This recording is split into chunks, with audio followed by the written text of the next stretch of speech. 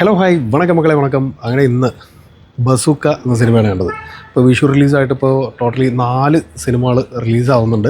Bazooka, Good Bad Ugly, Maranamass, Alappuzha Gymkhana. അപ്പോൾ ശരിക്കും പറഞ്ഞാൽ ഫസ്റ്റ് ചോയ്സ് എന്നുള്ള രീതിയിൽ ബസൂക്ക ആയിരുന്നു സെലക്ട് ചെയ്തത്. ഡിനോ ഡെനീസ് ആണ് സിനിമ സംവിധാനം ചെയ്തിരിക്കുന്നത്, റൈറ്റ് ചെയ്തിരിക്കുന്നത് ഡിനോ തന്നെയാണ്. സോ സിനിമയിലേക്ക് വരികയാണെന്നുണ്ടെങ്കിൽ പ്രധാന കഥാപാത്രങ്ങളെ അവതരിപ്പിച്ചിരിക്കുന്നത് മമ്മൂട്ടി, ഗൗതം വാസുദേവ് മേനോൻ, ദിവ്യ പിള്ളൈ, അങ്ങനെ തുടങ്ങി അത്യാവശ്യം നല്ല താരതരമുള്ളൊരു സിനിമ. സിനിമയുടെ സ്റ്റാർട്ടിങ് തൊട്ട് ഒരു ഗെയിമിങ്ങിൻ്റെ ഒരു ലേബലിലേക്ക് സിനിമയുടെ ഒരു ചേഞ്ച് കൊണ്ടുവരുന്നുണ്ട്. എനിക്ക് തോന്നുന്നു മലയാളത്തിൽ ആദ്യമായിട്ടായിരിക്കും ഇത്തരത്തിലുള്ളൊരു ശ്രമം കൊണ്ടുവരുന്നത്. കാരണം ഒരു ഗെയിമിംഗ് ടച്ചിലേക്ക് ഒരു സ്റ്റോറി ടെല്ലിങ് കൊണ്ടുവരുന്ന ഒരു രീതിയും അതിനെ സംബന്ധിച്ച് പിന്നീട് അങ്ങോട്ട് പോകുമ്പോഴത്തേക്ക് ഒരു ക്രൈമും ആ ക്രൈമിൻ്റെ പാറ്റേണിൽ പിടിച്ചിട്ട് പിന്നീട് ഒരു ഇൻവെസ്റ്റിഗേഷനും അങ്ങനെ പോകുന്ന കുറേ സംഭവങ്ങൾ. പക്ഷേ ഇതിനകത്ത് ഏറ്റവും മെയിനായിട്ട് തോന്നിയൊരു കാര്യം എന്ന് പറഞ്ഞാൽ ഫസ്റ്റ് ഹാഫിൽ കുറേ സാധനങ്ങൾ, അതായത് ഹക്കീം ഷാ മമ്മൂട്ടി കോംബോ വരുന്ന കുറേ സംഭവങ്ങളുണ്ട്. ആ ഏരിയാസിനകത്ത് ഒരു സ്റ്റോറി ടെല്ലിംഗ് എന്നുള്ള രീതിയിൽ പിന്നെ അങ്ങോട്ട് പോകുമ്പോഴത്തേക്ക് ശരിക്കും പറഞ്ഞാൽ ഇപ്പോഴത്തെ ഓഡിയൻസിന്, പ്രത്യേകിച്ച് ഇപ്പോഴത്തെ ഓഡിയൻസിന് ഒരു കാര്യം പറഞ്ഞ് മനസ്സിലാക്കാൻ വലിയ പാടൊന്നുമില്ല. കാരണം അവർ ഓൾമോസ്റ്റ് ഒരുപാട് ഇൻ്റർനാഷണൽ കോണ്ടൻസ് ഒക്കെ കണ്ടിട്ട് മനസ്സിലാക്കിയിട്ടുള്ള ആൾക്കാരാണ്. സോ ഇങ്ങനെയാണ് എന്ന് 1-2 തവണ കാണിച്ചു കഴിഞ്ഞാൽ ഓക്കെ. ഇത് കണ്ടിന്യൂസ്ലി ഇങ്ങനെ കുറേ കാര്യങ്ങളാണെന്ന് പറഞ്ഞ് മനസ്സിലാക്കാൻ വേണ്ടിയിട്ടൊരു ഫസ്റ്റ് ഹാഫ് എടുത്ത പോലെയാണ് ഫീൽ ചെയ്തത്. പിന്നെ എസ്പെഷ്യലി എടുത്തു പറയേണ്ട ഒരു സാധനം എന്ന് പറഞ്ഞു കഴിഞ്ഞാൽ മമ്മൂക്കയുടെ ഇൻട്രോ സീൻസ്. അത് 1-2 ഗെറ്റപ്പുകളാണെങ്കിലും 1-2 സ്ലോ മോഷൻ ടൈപ്പ് പിടിക്കുന്ന സാധനങ്ങളാണെങ്കിലും കാണാൻ ഭയങ്കര ഭംഗിയായിട്ടുണ്ട്. പക്ഷേ ആ ഒരു ഭംഗിക്കനുസരിച്ചിട്ട് ഈ ഫസ്റ്റ് ഹാഫിൽ കുറേ കോണ്ടൻസ് ആഡ് ചെയ്തത് ഒരു സുഖമില്ലാത്ത ഫീലായിപ്പോയി. ശരിക്കും പറഞ്ഞാൽ ഈ അവർ ഗെയിമിങ്ങിൻ്റെ ഒരു പാറ്റേൺ ആണ് പിടിച്ചതെന്നുണ്ടെങ്കിൽ നമ്മളിപ്പോൾ ഈ പറയുന്ന പോലെ പസിലിനകത്ത് കള്ളികൾ ചേർത്ത് കൊണ്ടുപോകുന്ന കാര്യങ്ങളൊക്കെ നോക്കി വരുന്നതാണെന്നുണ്ടെങ്കിൽ അത് ശരിയായിടത്ത് ശരിയായ രീതിയിൽ വെച്ച് കഴിഞ്ഞാൽ അത് കാണാൻ ഭയങ്കര ഭംഗിയായിരിക്കും. അതിന് അതിൻ്റേതായിട്ടുള്ളൊരു ഒറിജിനൽ രൂപവും കിട്ടിപ്പോയത്. പക്ഷേ ഈ സ്റ്റോറി ടെല്ലിങ്ങിൻ്റെ ഒരു രീതിയിൽ കുറേ ഇടങ്ങളിൽ ആവശ്യമുള്ളതും അനാവശ്യമുള്ളതുമായിട്ടുള്ള കുറേ സാധനങ്ങൾ എടുത്ത് ഫിക്സ് ചെയ്ത് കൊണ്ടുവരുന്ന ഒരു മെത്തേഡ്, അതായത് എന്തിനോ വേണ്ടി ചില സാധനങ്ങളെ കഥ മുന്നോട്ട് കൊണ്ടുപോകാൻ വേണ്ടിയിട്ടുള്ള കുറേ കാര്യങ്ങൾ കൊണ്ടുപോകുന്നൊരു പാറ്റേൺ പിടിച്ചത് അത് ഒരു സുഖമില്ലാതായിപ്പോയി. കാരണം ഈ കഥ പറഞ്ഞ് മനസ്സിലാക്കാൻ, ക്യാരക്ടേഴ്സിനെ ബിൽഡപ്പ് ചെയ്ത് കൊണ്ടുവരാൻ, ആ ഒരു വേൾഡിലേക്ക് ഓഡിയൻസിനെ കൊണ്ടുവരാൻ വേണ്ടിയിട്ട് അവർക്ക് ഒരുപാട് സമയം എടുത്ത പോലെ ഫീൽ ചെയ്യുന്നുണ്ട്. പക്ഷേ ഇതിനൊക്കെ ഉപരി സെക്കൻഡ് ഹാഫിലേക്ക് വരുമ്പോഴത്തേക്ക് സ്റ്റോറി കറക്റ്റ് ഒരു ട്രാക്കിലേക്ക് വീഴും. ആ ട്രാക്കിലേക്ക് വീഴുന്നതിന് ശേഷം പിന്നീട് അങ്ങോട്ട് പോകുമ്പോൾ ടോട്ടലി എൻഗേജിങ് ആവുന്ന രീതിയിലേക്ക് അത്യാവശ്യം നല്ല രീതിയിൽ കഥ കൊണ്ടുപോയി. പിന്നീട് ശരിക്കും പറഞ്ഞാൽ ഈ സിനിമയുടെ ഏറ്റവും ഹൈ മൊമെൻറ്റ്സ് എന്ന് പറയുന്നത് ലാസ്റ്റ് അതൊരു 10-15 മിനിറ്റാണ്. ആ ഒരു മൊമെൻറ്റിലേക്ക് കൊണ്ടുവന്ന് എത്തിക്കുമ്പോൾ അത്യാവശ്യം ഒരു പീക്ക് നല്ല രീതിയിൽ ഫീൽ ചെയ്യുന്നുണ്ട്. പക്ഷേ അതുവരേക്കും ഉള്ള ഓഡിയൻസിൻ്റെ ഒരു മൈൻഡ് സെറ്റ് എന്ന് പറയുന്നത് ഇത് എന്ത് വാടകയെ കാണിക്കുന്നത്, ഗൗതം മേനോൻ്റെ സിനിമയാണോ, ഇത് ഗൗതം മേനോനാണല്ലോ ഫുള്ള് എന്ന് പറയുന്നൊരു പാറ്റേണിലാണ്. ഇതിനൊക്കെ ഉപരിയായിട്ട് ശരിക്കും പറഞ്ഞാൽ ഏറ്റവും നല്ല കളി കളിച്ചിരിക്കുന്നത് ബാക്ക്ഗ്രൗണ്ട് മ്യൂസിക്കാണ്.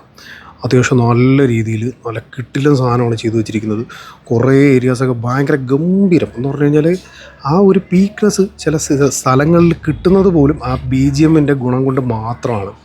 പിന്നെ സിനിമാറ്റോഗ്രാഫി മറ്റു കാര്യങ്ങളൊക്കെ നൈസായിരുന്നു. പെർഫോമൻസ് വൈസിലേക്ക് വരികയാണെന്നുണ്ടെങ്കിൽ മമ്മൂട്ടി എന്ന് പറയുന്ന ഒരു ആക്ടറിൻ്റെ പല വേരിയേഷൻസ് നമ്മൾ ഈ അടുത്ത കാലത്തായിട്ട് പല മുഖങ്ങളായിട്ട് നമ്മൾ കാണുന്നുണ്ട്. സോ ആ കാര്യത്തിലൊക്കെ പുള്ളിക്കാരൻ അടിപൊളിയായിട്ട് ചെയ്തിട്ടുണ്ട്. എസ്പെഷ്യലി പുള്ളിയുടെ ക്യാരക്ടറിൻ്റെ ആ ഒരു ഡെപ്ത് കാണിക്കുന്ന കുറേ സംഭവങ്ങളുണ്ട്. ആ സംഭവങ്ങളൊക്കെ പുള്ളി എന്ന് പറഞ്ഞു കഴിഞ്ഞാൽ വേറെ ലെവലാണ് പുള്ളി ചെയ്തു വെച്ചിരിക്കുന്നത്. അടിപൊളിയായിട്ട് ചെയ്തു വെച്ചിരിക്കുന്നത്. അത് പുള്ളിയുടെ കയ്യിൽ ഭദ്രമാണ്. ഗൗതം വാസുദേവ് മേനോൻ ആസ് യൂഷ്വൽ ഗൗതം വാസുദേവ് മേനോനായിട്ട് തന്നെയാണ് അഭിനയിച്ച് വെച്ചിരിക്കുന്നത്. നത്തിങ് സ്പെഷ്യൽ, പുതിയതായിട്ടൊന്നും ചെയ്യാനില്ല.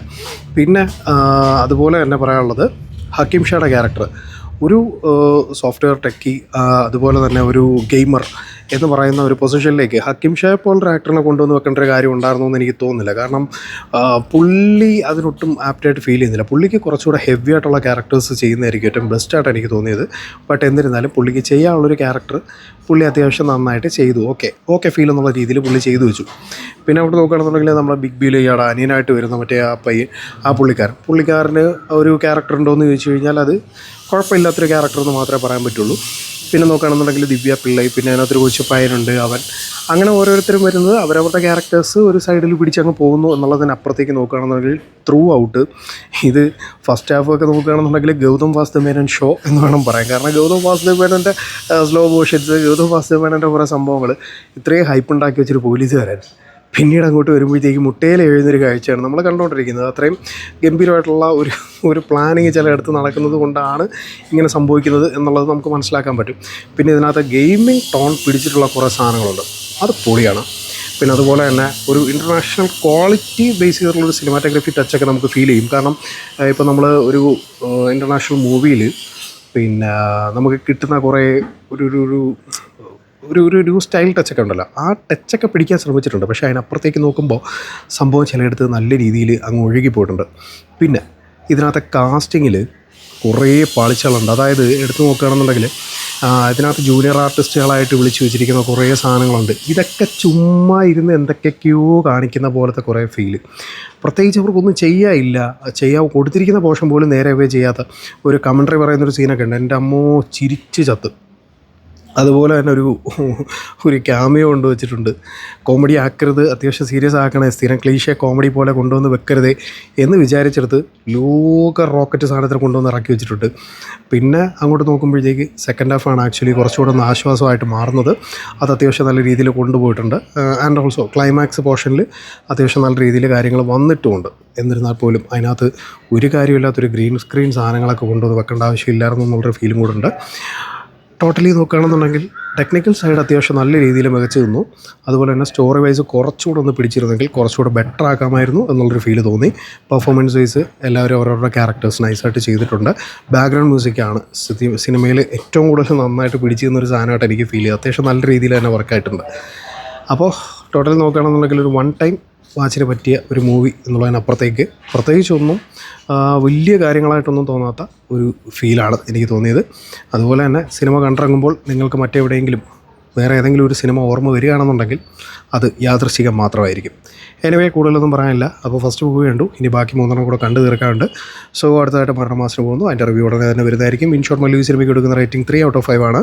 അപ്പോൾ നമ്മുടെ ചാനലിൽ വരുന്ന വീഡിയോസും റിവ്യൂസും ഒക്കെ ഇഷ്ടപ്പെടുകയാണെന്നുണ്ടെങ്കിൽ ചാനൽ സബ്സ്ക്രൈബ് ചെയ്യുക. അതുപോലെ തന്നെ വീഡിയോ ഇഷ്ടമായാൽ മറ്റുള്ളവർക്ക് ഷെയർ ചെയ്ത് കൊടുക്കുക. നിങ്ങളുടെ അഭിപ്രായങ്ങൾ കമൻറ്റ് ചെയ്യാൻ മറക്കരുത്. പുതിയ വീഡിയോസോട് വീണ്ടും കാണാം. അതുവരേക്കും